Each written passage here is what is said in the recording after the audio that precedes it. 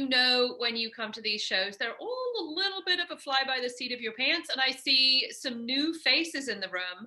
So before I launch into everything, my brain is going, ooh, how do I customize for the people who showed up? I am curious to why you are here and what you are hoping to learn. So as we've got time and it's a nice intimate group, I'd love to hear from you. So Lisa Marie, as you are to my right, although that feels left, so backwards. Welcome, and how can we help you? Great. Well, I'm Lisa Marie Harris, and my colleague Mia just joined, and I was hoping that she would join us, so she's here too.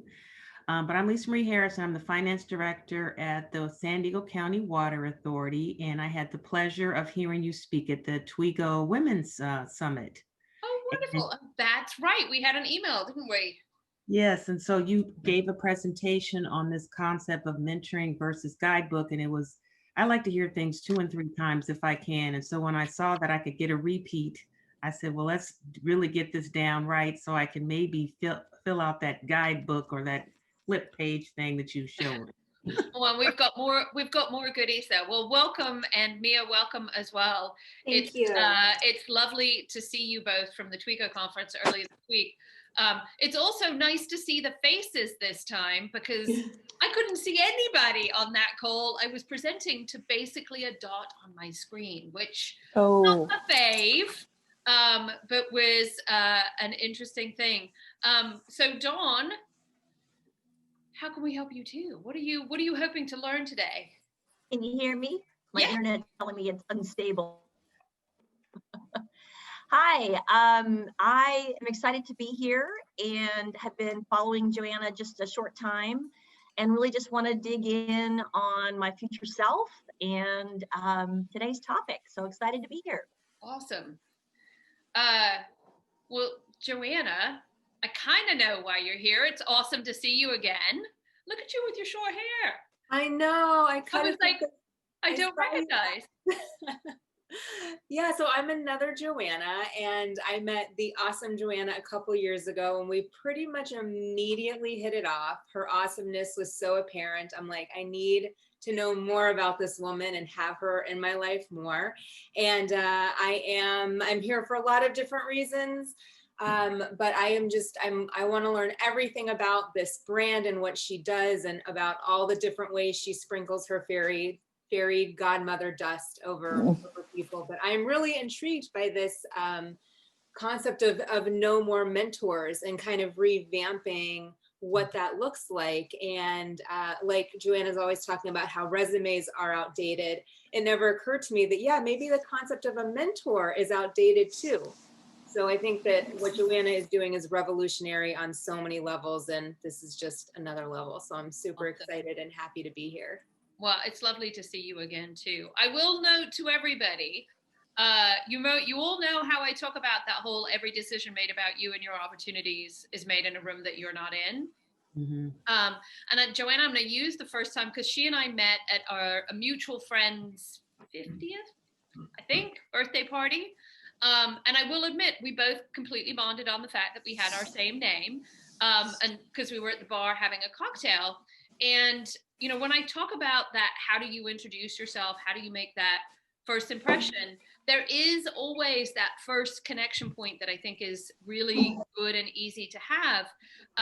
But what I think, as I'm teaching all of this with all of you on this whole idea of how do you think about the future you, is what I think was true for both Joanna and I, is we were both like, there is something recognizable about you, AKA we both had the same name and had a whole funny conversation about the various variations of our name.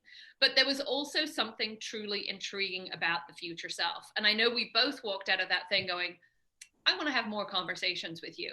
And I sit here and I say, I hope that more shenanigans are going to happen with Joanna. This is part of why she's here as well, is that whole first, are you recognizable enough for people to go, oh, I want to have a conversation, but also original enough that you're like, God, there's something more that I want to learn. And having that as a thread as you're having conversations, even at something as non-professional as a happy birthday party. for somebody else, because every opportunity you have standing in the grocery store or when you're out and about, whether it's virtual or otherwise, is doing all of that. So Lindsay, we're doing a bit of a whip around the room today. Nice to see you again. Welcome back. Thanks. Nice to see you too. Why people are excited about learning about No More Mentors, It's Time to Build Adventure Guys. What were you hoping to get out of today? You know, I was on a call yesterday and they asked me, you know, who are my mentors and how do I build and how do I mentor other people? And I thought, okay, perfect. Well, we'll see what Joanna has to say tomorrow. Serendipity. You can be all controversial like me on all that. And Shane, great to see you too. Welcome back. Was there something particular that you were intrigued to learn today? Nothing. And then Susan, we don't see you because we don't have a camera on, but is there anything you wanted to share? Can we hear from you? Oh, there we go. Oh, we've got a sound problem there, I think. Well, if you have a second, if you can drop in chat, Kylie can hand it over to me. But I think, but awesome on just the general idea of how do you think about mentors? So let me start, and especially for those of you that are new to the Joanna world. Oh, there we've got Susan. Oh, do we have you? Oh, we lost her. And here I am, all at the end of the presentation. Joanna, Mia didn't go to the Twigo. I just asked her to. I just asked her to join, so she's new too. Oh well, Mia, welcome to.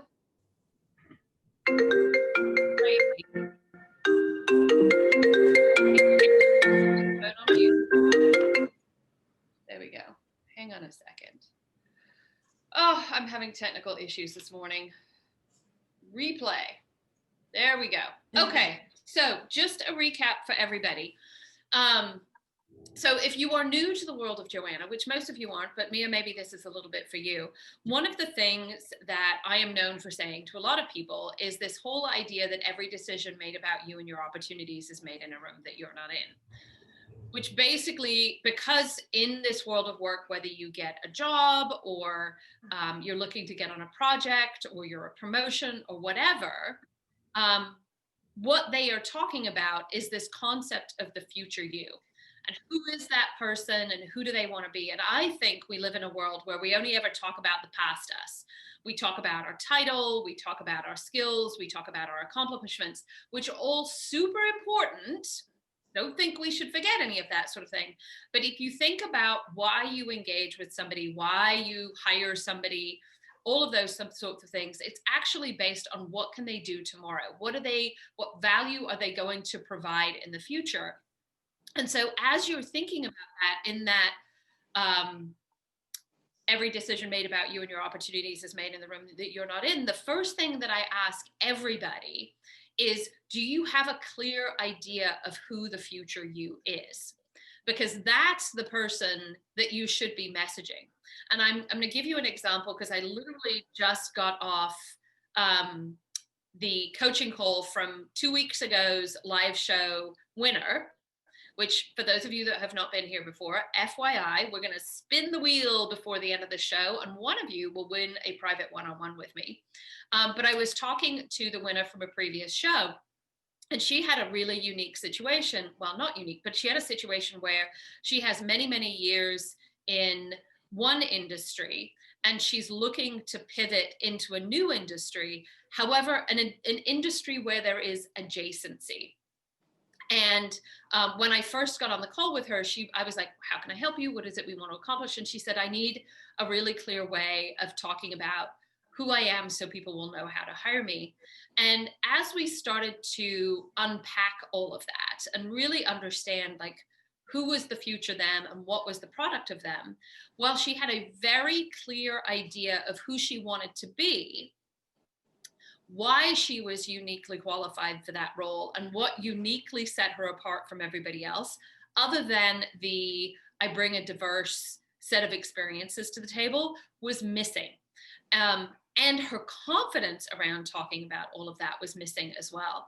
And so while I didn't come out in our session and create her value language, where I challenged her was to go back in time and start talking to people who were in the industry that she wanted to get into, and talk about what were the skills and thinking that her industry needed, what was the background that they had, like understanding what are the, beyond the keywords and the experience that they write on a job description, you know, what is the future you potential language that that person got hired for, and really understanding how to think about the gap between who she is and what is all of the awesomeness that exists today, and how to, in essence, bridge the gap between who she was and who it is she wants to be, to make that process of buying the future her, aka her value language, really easy for people to understand, and ultimately teach people who could give her opportunities why they would want to bring in the future awesome you. And I say all of that in a very high level, sort of basic way.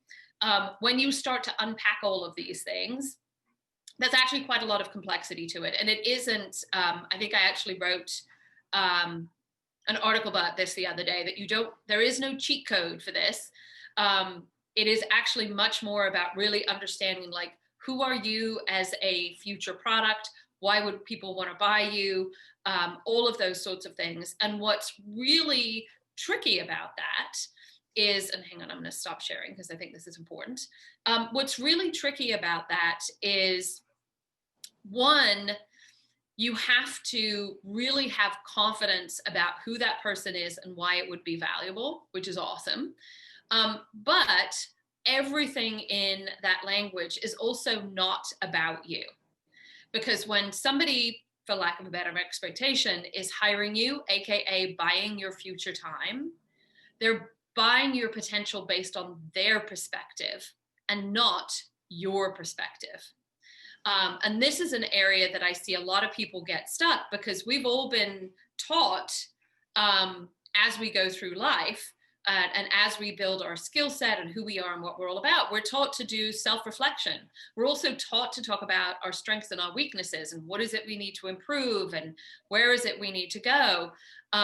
We're taught to talk about all of our features and what we've done in our past. We're not taught to kind of take that information, put it up on a shelf and say, look, this is me. And it technically, if you're actually describing it, is you, ego you, although I know it's not egotistic you, it's who am I? And actually stand back and say, well, how do other people see this?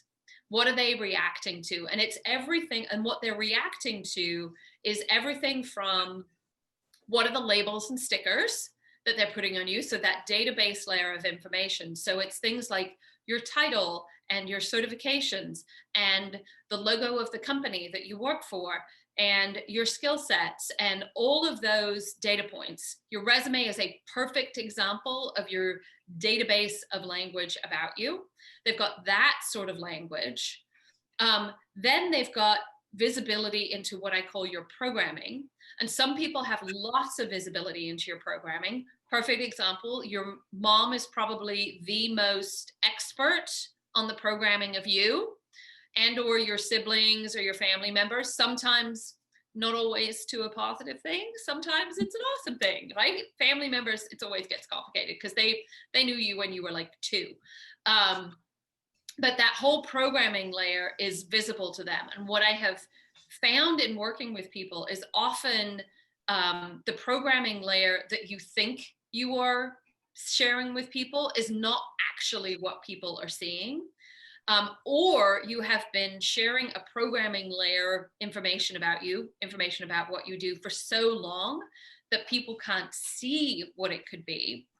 And then there's what I call the UI layer. So how do people learn about you? And currently, again, the only way we do that is with resumes and LinkedIn profiles and literally the work that you have done. And I come back to the woman I was talking about this morning. And She's been in commercial real estate for 20, 30 years, something like this.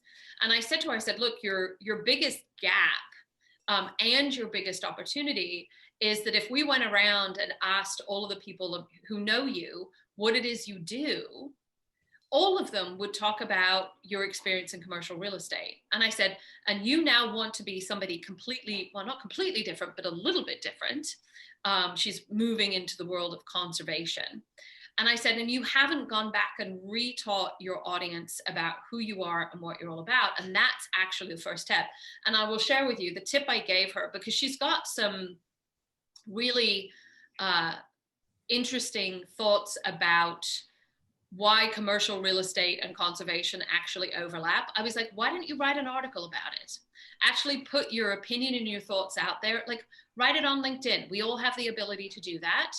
And then take that article and share it with your network. Send it as an email to people that you know, and announce that you are transitioning from this person to this new person. I said, if you have a Facebook profile, even again, and I'm going to use Joanna as an example, even people who you know socially, you never know where there might be a professional connect there. And I said, you've got a really great opportunity to do that.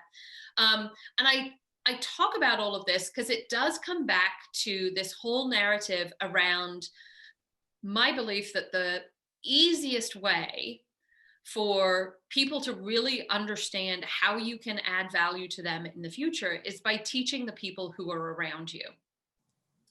Add that we have all been messaged over the last, well, I'd say decade or so, that the way to do that is through mentors and that you need a mentor to do that. And I go, well, that's really binary and singular.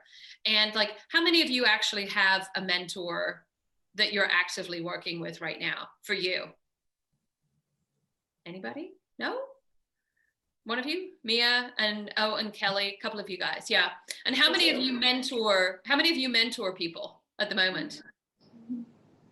Okay. So Mia, as we've not had a chat before, I'm going to totally put you on the spot. So based on your belief, what do you think your job is as a mentor for the people that you mentor? It's funny. I certainly don't view it as a job. For me, it is my duty in a lot of ways as a professional woman to connect with other women in my industry. I work in the financial services industry, essentially the bond market. And there are so few of us in our industry. So when I see someone who's driven, eager, or has the potential, it's always my goal as that mentor to help build them up and to encourage them, because we are in an environment that is heavily tilted toward men. And without being offensive, I always say, because they can be moody, that they have a lot of PMS, they're pale, male, and stale. And I want to give other women an opportunity to rise in our profession. I've been involved for 23 years, at my firm for 16. And I think there's a lot of room for other women to grow and to not get discouraged, but to really make a great living for themselves and to love what they do, to feel passionate about it. And when you ask me about people who have mentored me, I sit on a board with Lisa Marie Harris. She's been a client of our firm in different capacities for probably about 15 years. And she has really helped mentor me and given me the belief that there's so much more that I can do, because I didn't really view myself as a mentor prior to engaging with Lisa Marie. And so now I want to take those skills that I've learned from her and pass those down to other colleagues. So I'm going to unpack a tiny bit of that with you, because I want to, Sure. You did a couple of things there that I want to point out to everybody, because you did some really beautiful things that I think need highlighting. But within the construct of mentorship, what you coming back to, and I say job, clearly this is a calling for you. And language aside, like I would hope everybody mentored because it was something that they felt passionate about, because we don't get paid for it, right? But the mentorship to you is actually being, in essence, a bit of a chief belief officer for the person. I am in your corner and I believe in the potential of you. And clearly with Lisa Marie, that is reciprocal in that as her mentee, there were two things that you highlighted there. One was Lisa Marie is clearly your chief belief officer, but then has also been your teacher. Is that a fair thing to say? Yes, definitely. And it happened in really an unofficial capacity. And over the years, that relationship between us has evolved. It's really, it's fantastic. Yeah. So how many of you who have who mentor other people would exactly describe how you mentor somebody as the same as what Mia just described for her and then her relationship with Lisa Marie? Yeah, a little bit. So Lindsay and Susan a little bit. But Joanna, you didn't put your hand up. How do you feel like your mentorship is different? I feel like I'm more of a guide, but I also don't mentor people. It's not professionally, it's more interpersonally. I mentor women around trauma and interpersonal skills. And so it's more, it has to be much more gentle. So making suggestions, and it's much more collaborative, because you can't seem like you're forcing things on anybody and taking away their autonomy and their sense of power. And it's also very much also very intuitive when sometimes, and I just dealt with this with one of the women I mentored yesterday, where sometimes where you don't want to make suggestions, but then there's times where it's like, you need to do this, like 100%, and if you don't, you're gonna struggle and suffer, and that's on you. And so I channel my Joanna awesomeness and the directness, which not everybody can really vibe with all the time, but sometimes you just got to get right to the point. Yeah. Yeah. And so my point here in hearing these two different things is, this is what I believe about mentorship. We live in a little bit of a world right now where everybody's looking for the cheat code. At least this is what I believe. But we're all looking for you think about how media and everything else is kind of teaching us how to navigate, not even before COVID, but this new normal this new world we are always in, the reality. And, because of clickbait and headline, there's a lot of 10 ways to do X. You need to have a mentor to be successful. You should have a co-founder for your thing to be able to make it happen. There's a lot of, here's how you do this stuff. And I call nonsense on all of that, because the human journey is so unique and so individual. And the human journey is all about the future.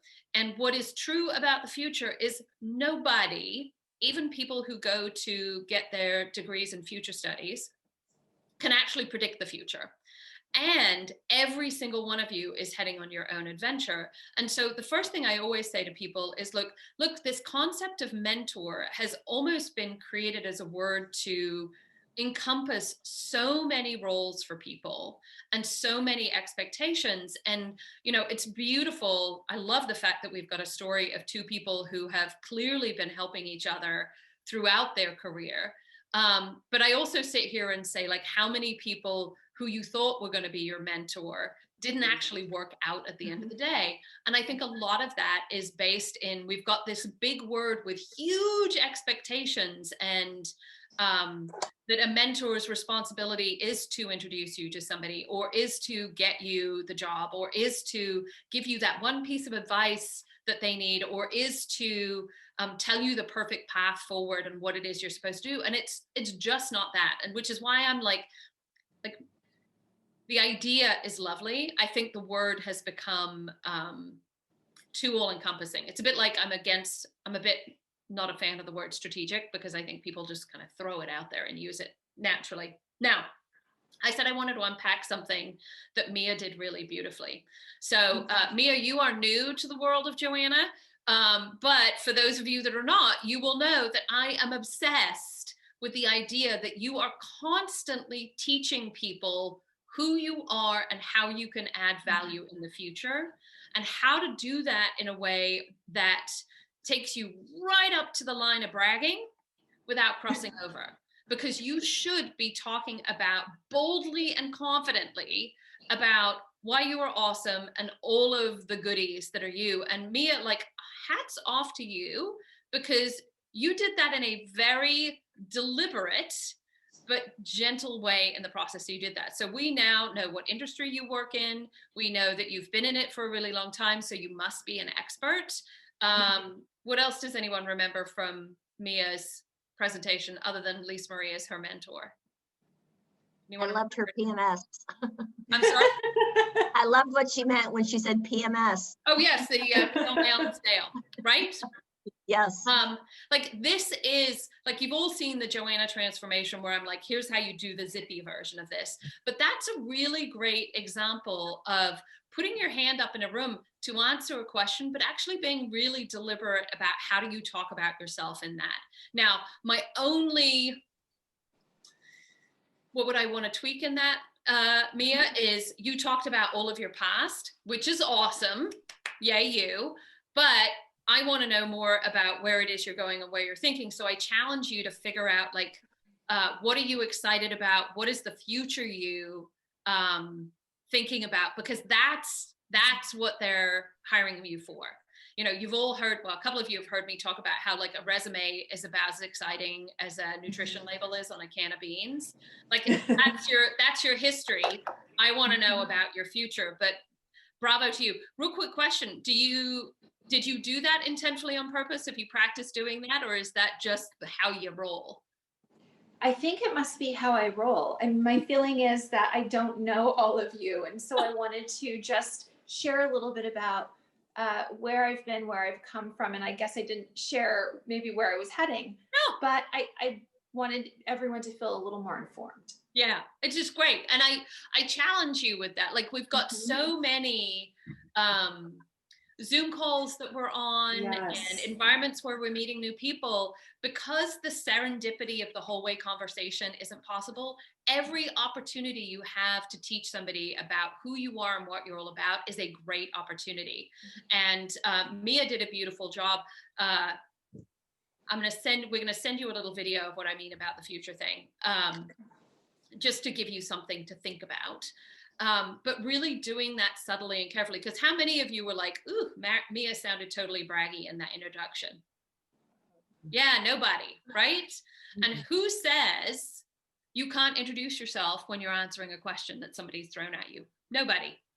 And so this is where Welcome to the World of Rule Breaking with Joanna is going to set, because these are where I question rules about how we engage and how we do things, because it actually meant, because she was teaching us, it meant it was easier for me listening to her and understanding the dynamic of what was happening in the room. It actually made it easier for me to help all of you by having that context. So big ups to you, Mia, on how you're doing it. So, okay. So now we all, I hope, in agreement that maybe mentor is too big of or too simple of a word. What I want to do is talk about this whole concept of adventure guides. So let me go back here and let's talk about who these people are. So come on. So my job, for all of you awesome people, I have lots of jobs. But one of them is actually to think about, okay, if we are trying to build the future you, what is the product of the future you, and how do we make that product easy to buy? Because that's in essence what we do, right? And I sit here, and as I was thinking about that, I look at it in the same way I do when I ever think about selling any product, even if it was like my fabulous blue water bottle here. You know, what are its features? Why would somebody want to buy it, et cetera, et cetera? And one of the things that happens first in the whole process of product marketing is you do market research. So you talk to potential customers about who you are and what you are about to be. And this is when I first started thinking about, when I was analyzing myself, I started thinking about, like, who are all of those characters that have helped me figure out who is the future me and who is that person. And I realized that there was a pattern in all of them. And that really in the world of mentoring Joanna, I had a couple of different characters in my life that I went to for different things. And I'm going to talk through them and why I think they're different. Because while yes, I do think that some people play multiple roles, asking somebody to play all 5 of these roles is an awfully big ask. And that's why I think the word, like, this is kind of the expectation of a mentor today.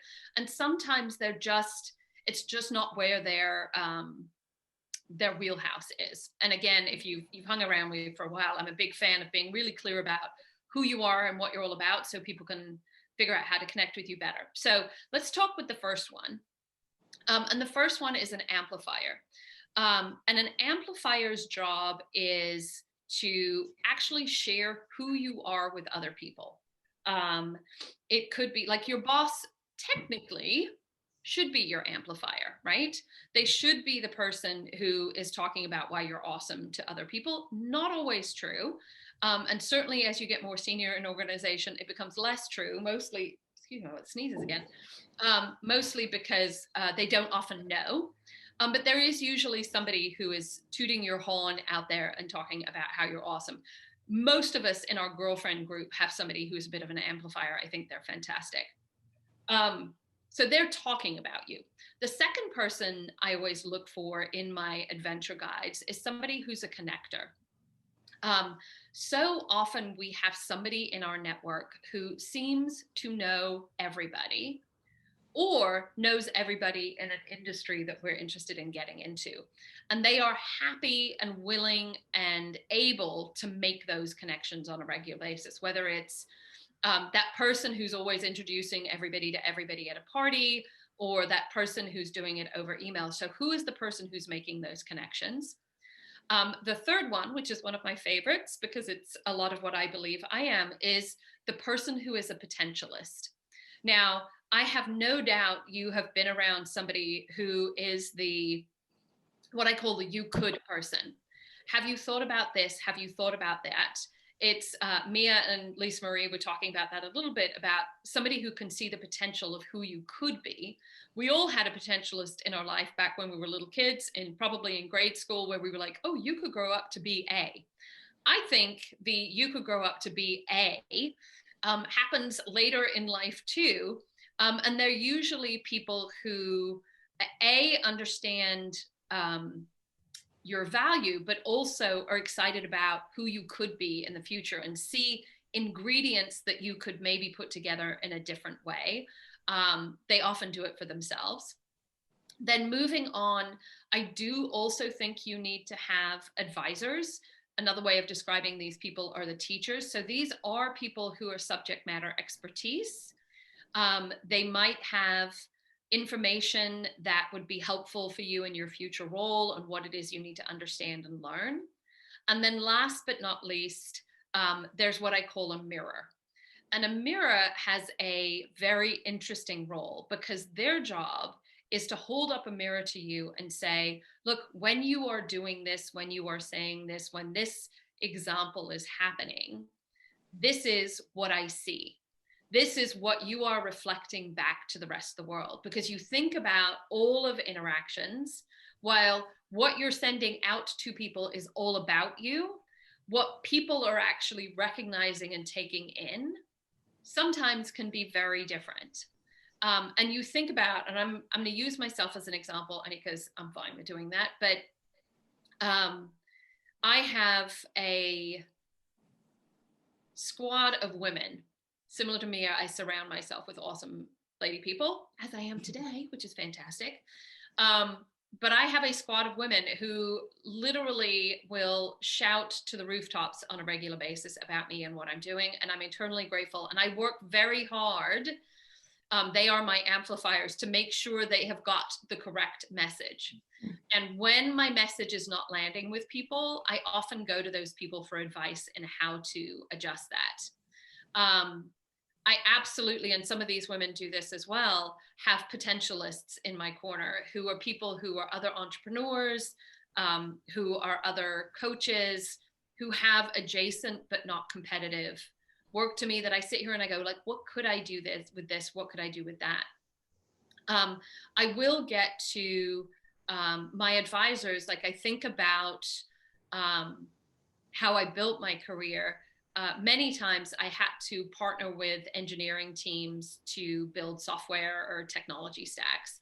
And I will totally own, the last time I took a coding class was 1987, maybe.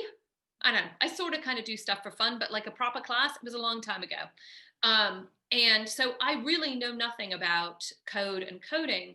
And yet I have to work with people who speak about that language and understand that. And so I had people who were my adventure guides who I literally would sit down and say, look, for us to be able to work together really well, I need to understand the language of you and how you work, and you need to understand the language of me. And I'd love to learn your language. I'd love to learn your area of expertise. And they absolutely mentored me in how I navigated through my world through their area of expertise, rather than just what could you be, what is your potential, how do you mirror all of, well, they did actually, I think, often play a mirror role as well, because they'd say, gosh, when you say this in front of people who look and sound like me, it sounds like this other thing, and I don't think that's what you're intending. So really was thoughtful about who those people were, and how, not only how did I ask them and what it was I was asking for advice from, and how I was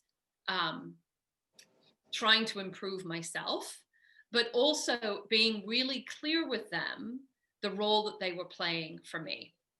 And I think this is really important in this conversation between mentors and mentees, however you describe them, is being clear not only about where it is you're going, but what they can actually do for you and what role they can play for you. And again, if you have somebody who can play more than one role, being really clear about that, or within the context of your conversation saying, look, I want to have a conversation about how to amplify my message, how to connect with somebody else, how I might be coming across, what could my, like, do you see how the different questions really can take you down a different path? And it's the intentionality of the questions that not only help you move forward, but actually make it much, much easier for your mentor to actually help you in a much more strategic and impactful way.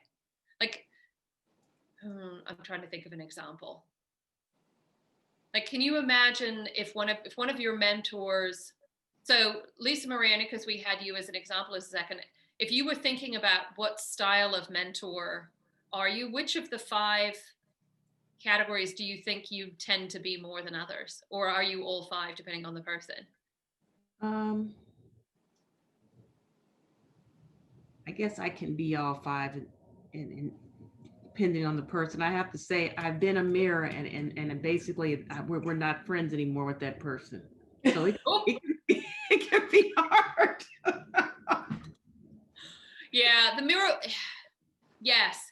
I mean, and this is actually a really great example, because, Joanna, she's over there, referenced this a little bit. Like, I own very much that if you come to me for coaching or to work with me, I'm pretty upfront about, look, my job is to actually help you shift and change. Like, I'm going to be super fun and super nice in the process, and we will wear the sparkles, and this will be an adventure and you will have fun with it. But my job is to push you outside of your comfort zone. And I may tell you that you are being super boring. I actually joked for a very long time that 90% of my customers came to me because I called them boring once. I think I actually told a CEO of the Detroit downtown boxing gym this morning that he was being boring. And he looked at me like, are you kidding? He was this giant guy. He looked at me like, are you kidding me? And I'm like, well, you are. And if you're not good with that sort of coaching, it's not going to work. And so, if you are a mentor or a mentee, having this conversation about what it is you want, because if you mirror somebody, as Lisa Marie knows, if you mirror somebody and they're not ready to hear that, it's a really fast way to a not so awesome conversation. And I sit here and I go, like, how much easier would it be for you if somebody came to you and said, look, I'm coming to advice, and I specifically want advice on your expertise, or in this case, I want you to mirror back how I'm being seen within the network. So much easier to help people. And I actually and I will hang on the mirror one for a second, because it is an incredibly difficult role, because what in essence your mirror advisor is telling you is that what you believe is being shown and what's actually being seen are two different things. Mhm. And when I think about what is stopping almost everybody from getting from where they are to whatever their next step on the adventure is, so often it's that problem. Yep. So often it's that problem. So mirrors have to be very trusted advisor, and they're important to find out. So let's move over, because how do you do all of this? We have got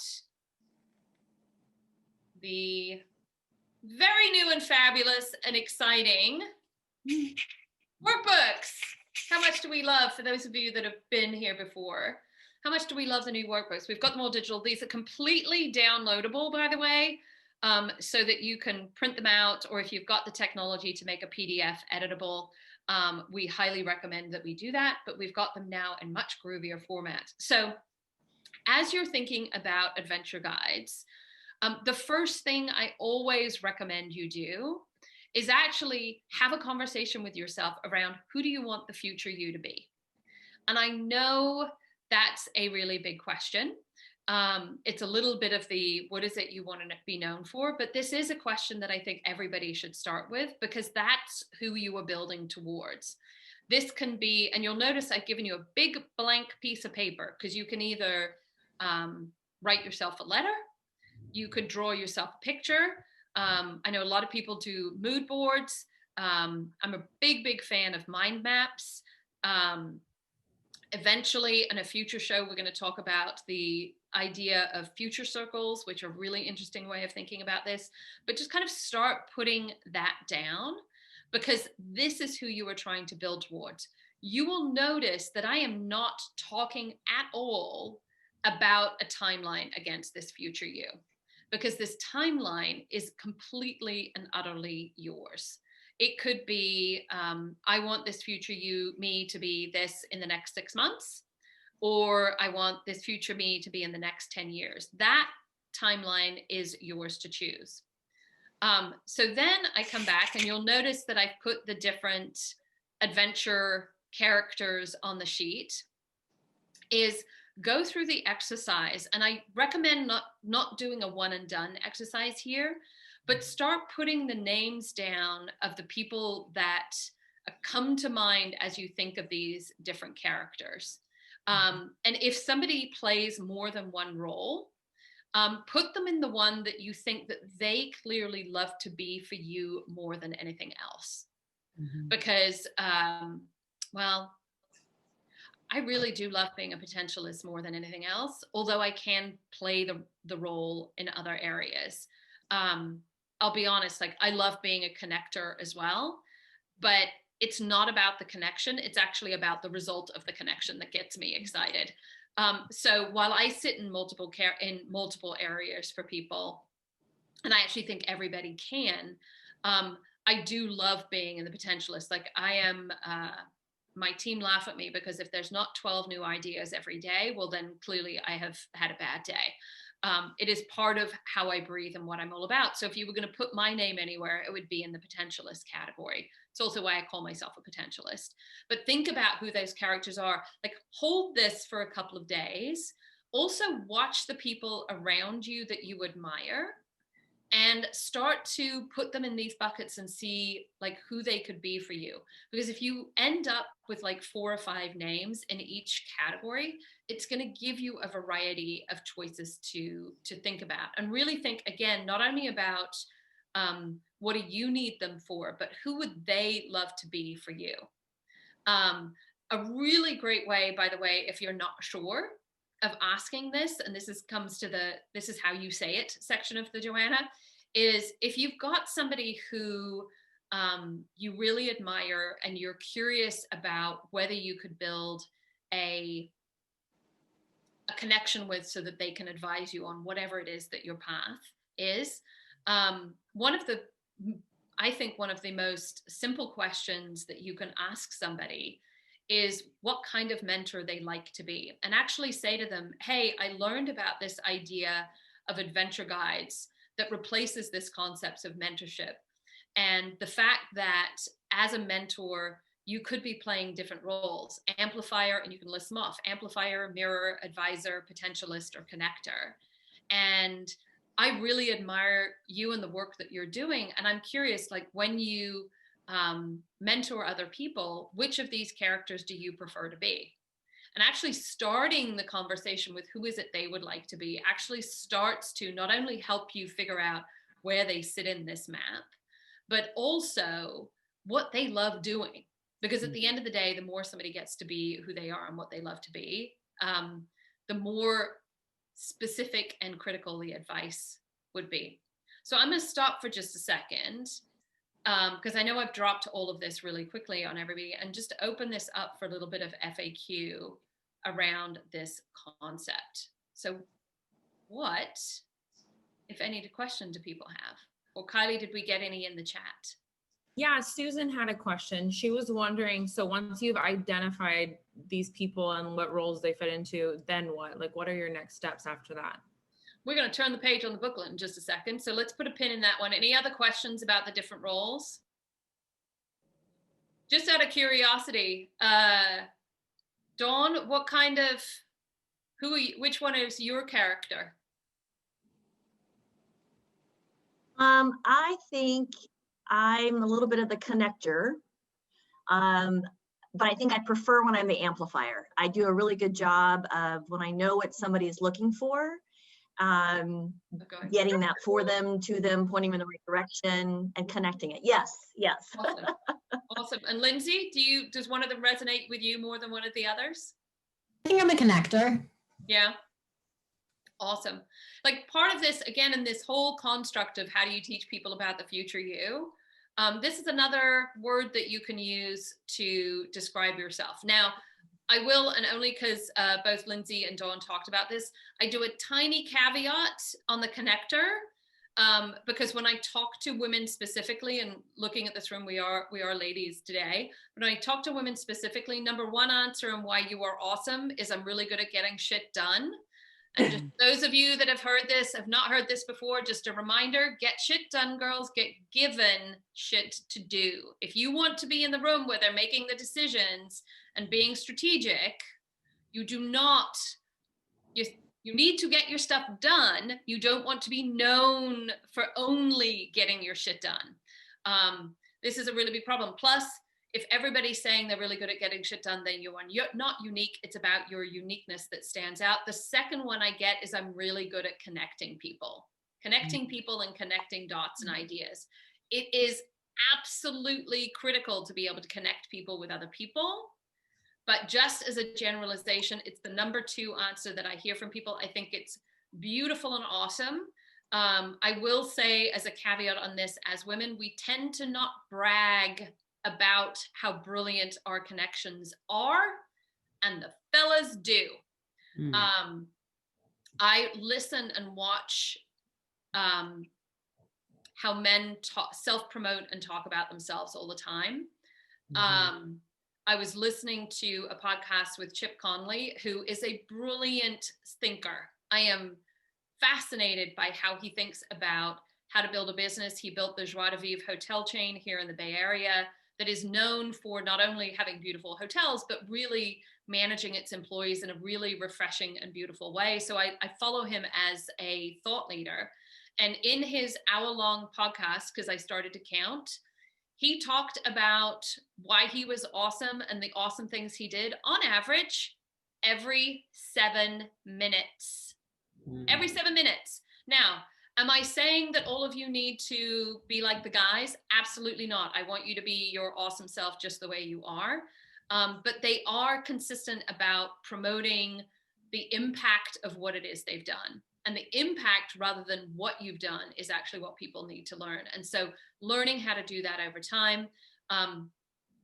Do remember on this that because of the social construct of culture, this is unusual for women to do, which is why we all kind of go, wait a second, we're not supposed to do this. Just as a reminder, for those of you who've not heard it, if you think about the construct of dating, it means that your average straight guy has 500% more experience asking for what he wants and trying to get what he wants than anybody else by the time he's 30.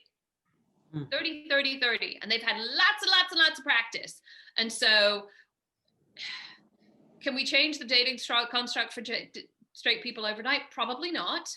I will also say my super introverted husband asked me to marry him, not the other way around, although I flatten him. Poor guy comes along for the ride most of the time. It's, you know, we've been together for a very long time. It's all good.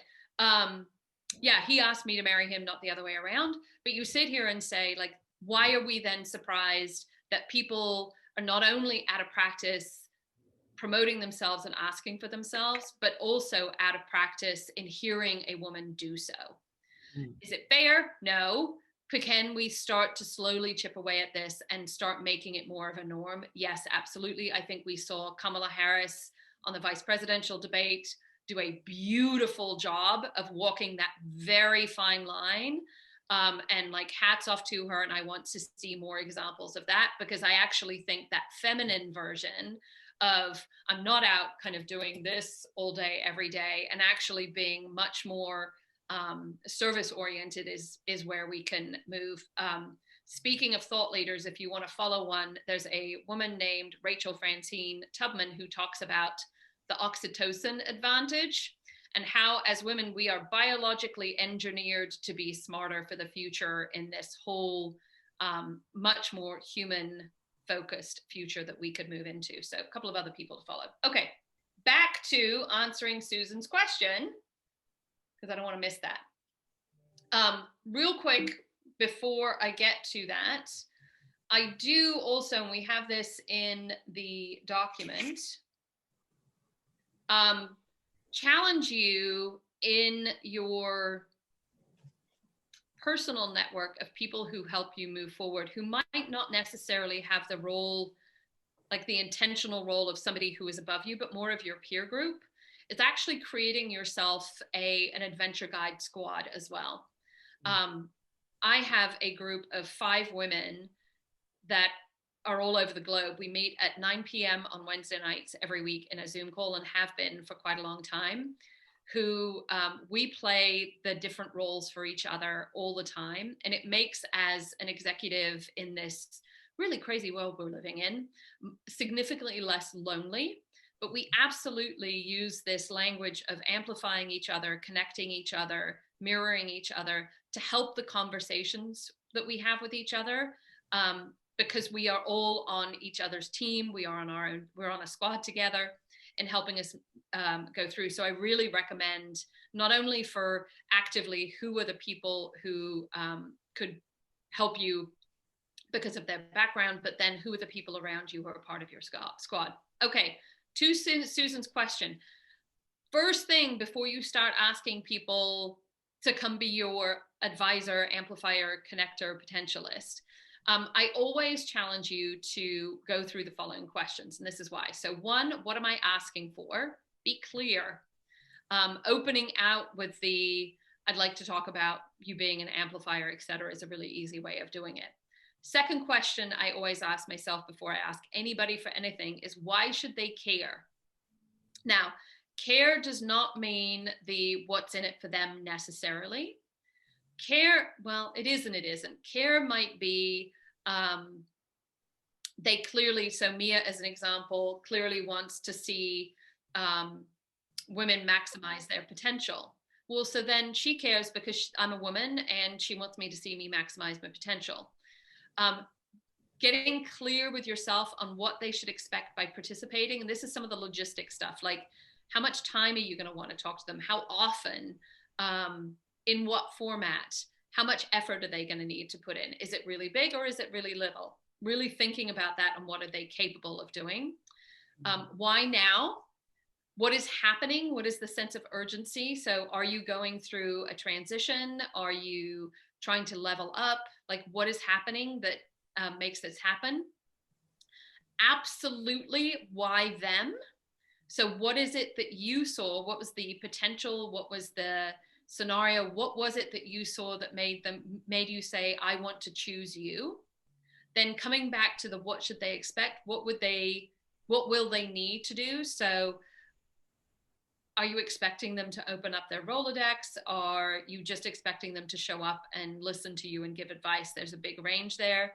And then last but not least, having a bit of an idea about how their participation will have impact. Because you think about all of those questions, that if somebody came to you asking for your help with all of that insight kind of pre-thought out up front, how much easier would it be for you to be able to say yes?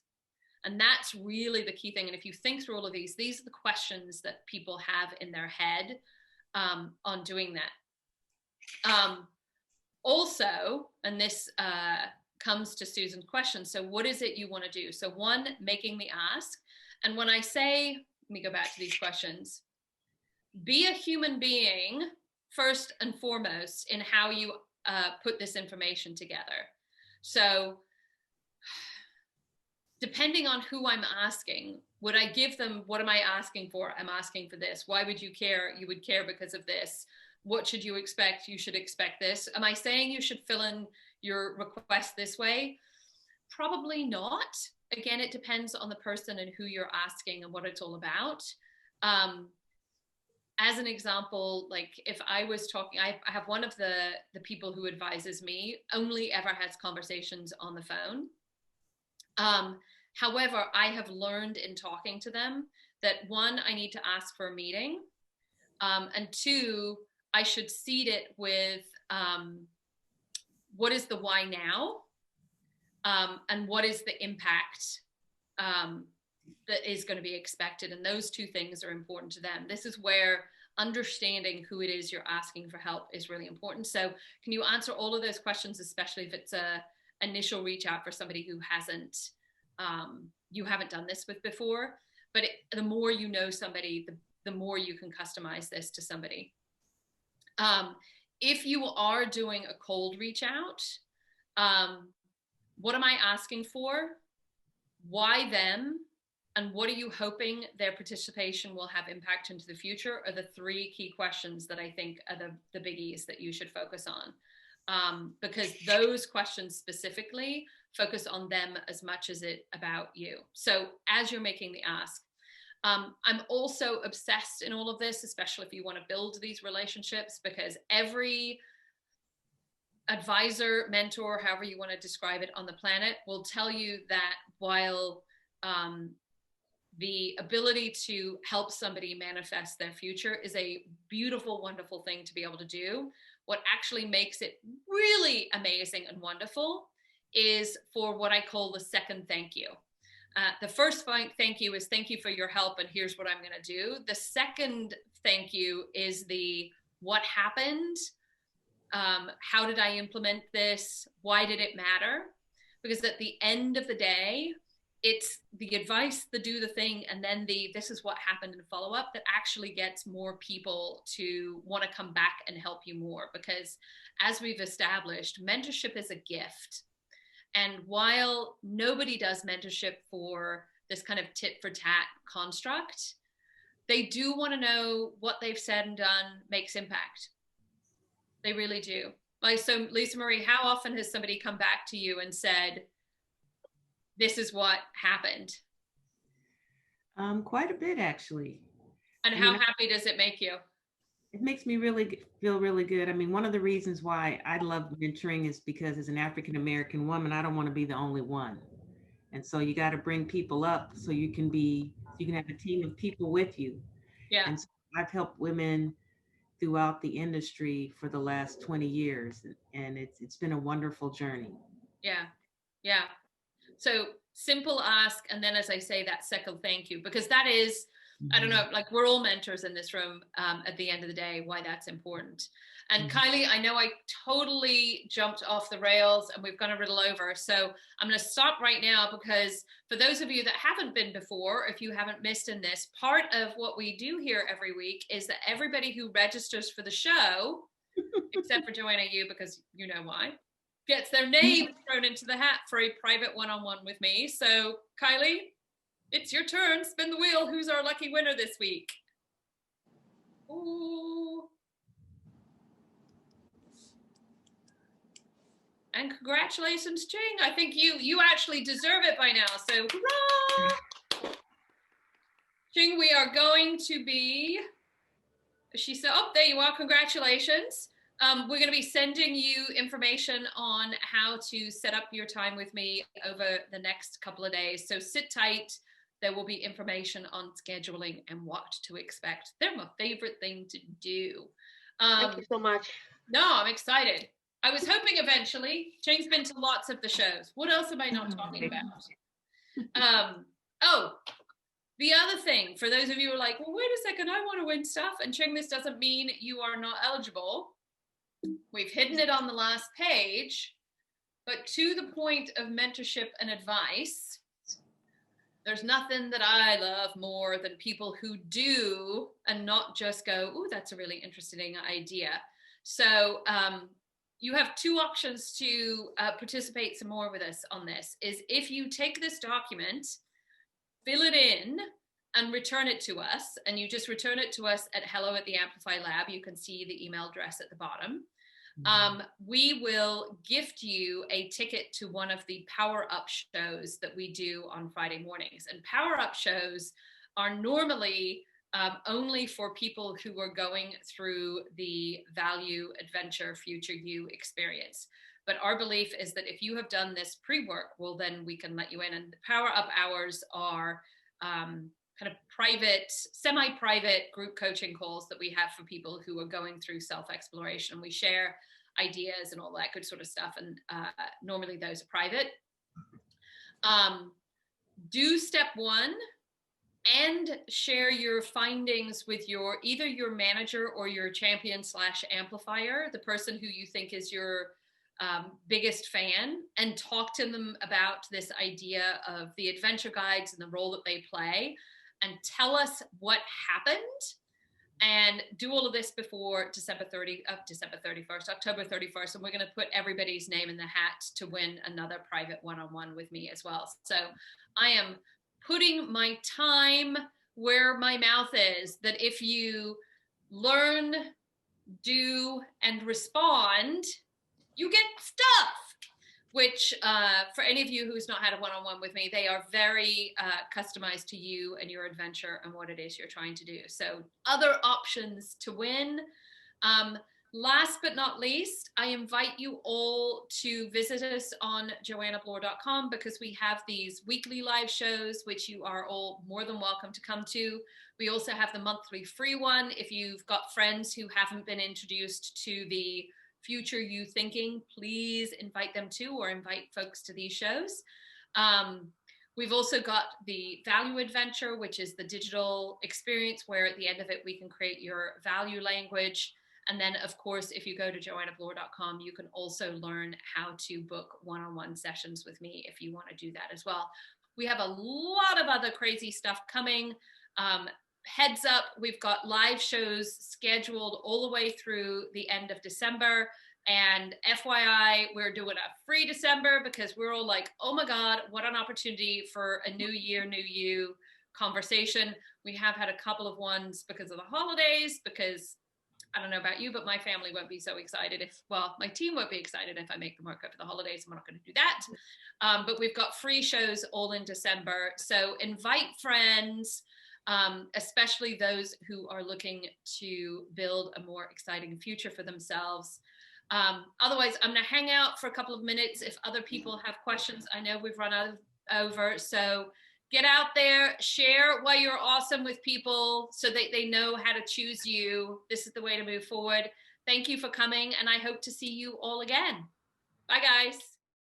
Ultimately, we're here to help you figure out how to teach other people who the future you is, so that you can be you in the future. Because the clearer you are about who you are, what you want, and teach other people why that's awesome, the more likely you get to be you.